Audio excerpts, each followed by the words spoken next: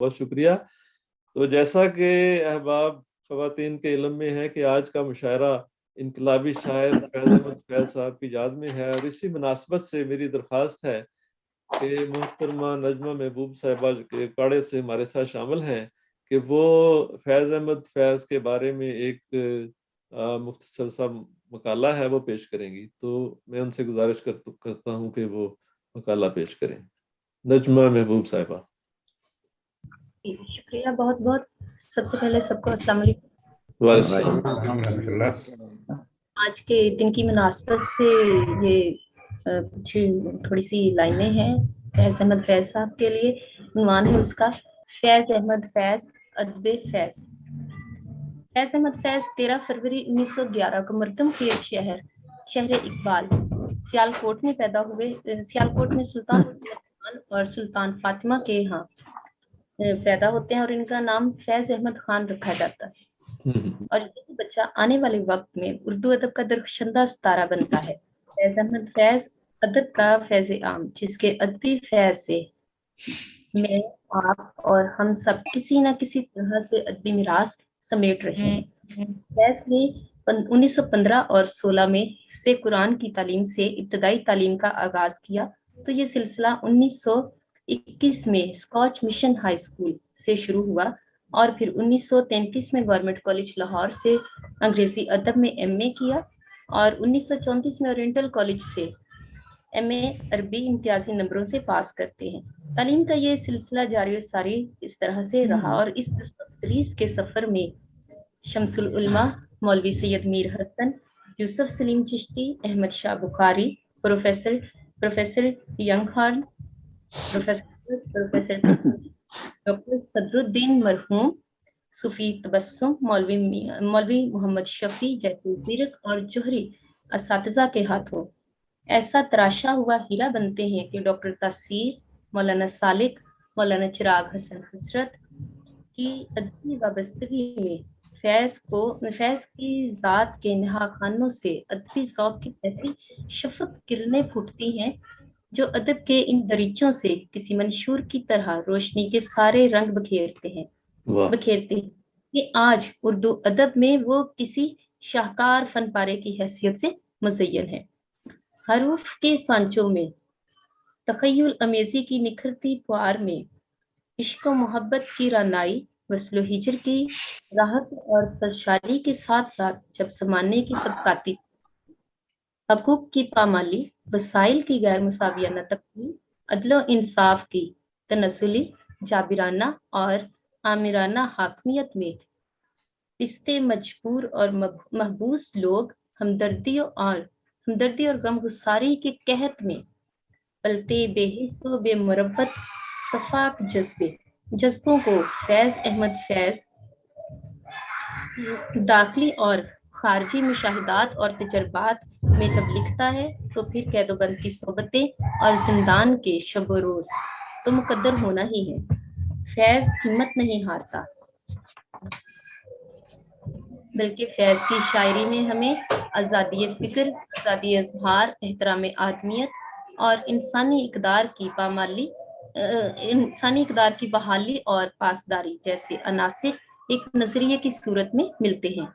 فیض کی شاعری میں ایک ایسی کشش اور دلکشی ہے کہ اس کی نظریاتی حامی نہ ہوتے ہوئے بھی اس کی شاعری سے لطف اندوز ہوتے ہیں. اس کی شاعری ہر خاص و عام میں پسند کی جاتی ہے. رومانویت کے پردے میں حقیقت کا رنگ جھلکتا ہے.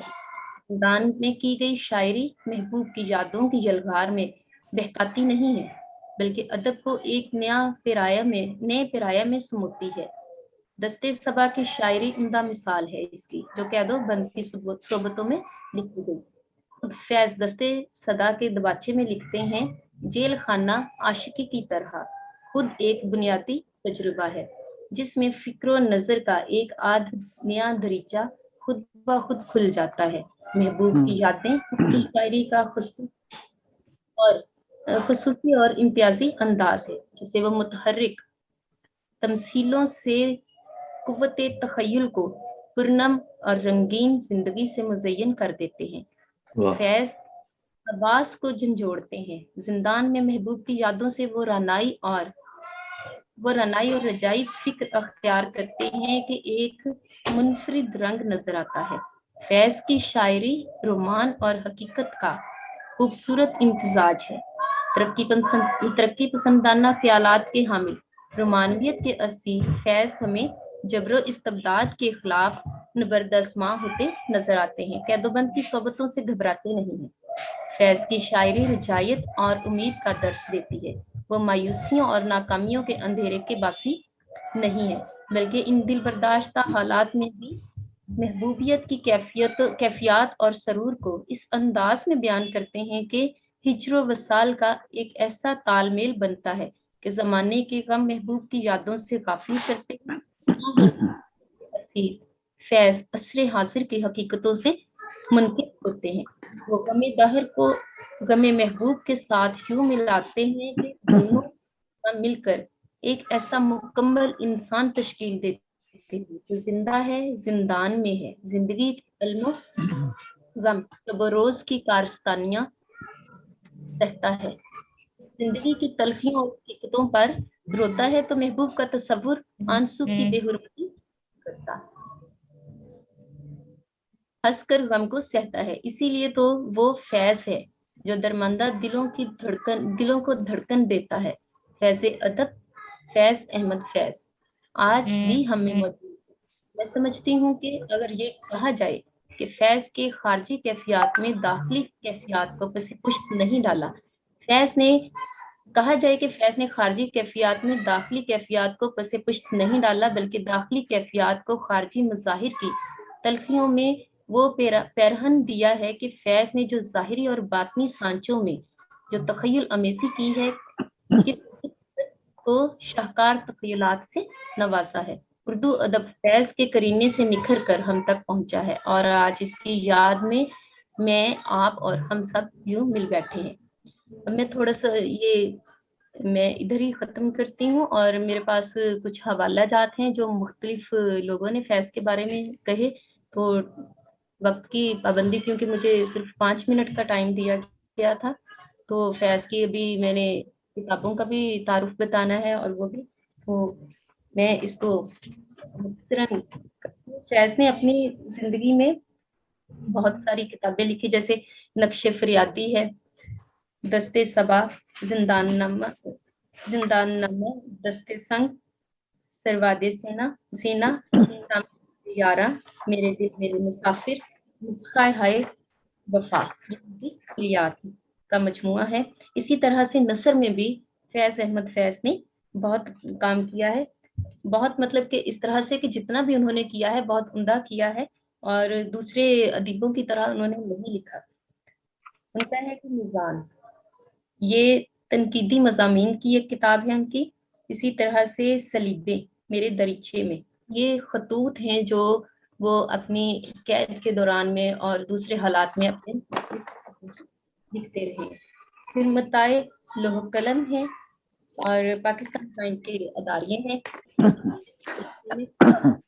نظم یاد، پھر زندان میں ایک ہے، میں وہ ایک لفظ اسکپ کر رہی ہوں ادھر سے، تو وہ بھی یہ دونوں چیزیں ان کی جو ہیں، یہ ان کی قید کے دوران جو شاعری ہے اس کی نمائندہ نظمیں ہیں۔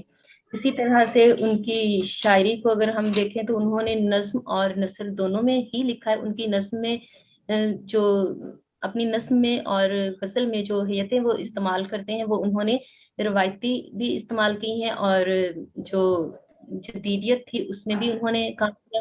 پھر تمثیل، مطلب کہ ان کی شاعری میں ہمیں علامت بھی ملتی ہے، مثالیں بھی ملتی ہیں، اور وہ ماشاءاللہ بہت خوبصورت طریقے سے آپ نے بیان کیا ہے، بہت خوبصورت انداز میں آپ نے خراج عقیدت پیش کیا ہے، اور بڑا ریسرچ کر کے یہ مقالہ آپ نے ڈھونڈا اور مطلب تیار کیا، تو جزاکم اللہ تعالیٰ احسن الجزا۔ تو اب مشاعرے کو آگے بڑھاتے ہیں، ہم پھر پاکستان کا رخ کرتے ہیں، اکاڑا کا۔ ان کا ایک شعر ہے کہ ہو کبھی فرصت تو ہم سے ملنے آنا زندگی، کچھ میری سننا مجھے اپنی سنانا زندگی۔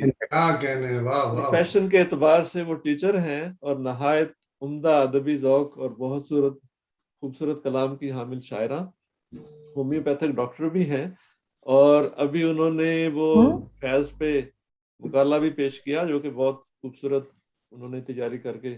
تو میں دعوت کلام دیتا ہوں محترمہ یہ کیمرہ آن کرو، نجمہ صاحبہ کو کہ کیمرہ اپنا کلام پیش کریں.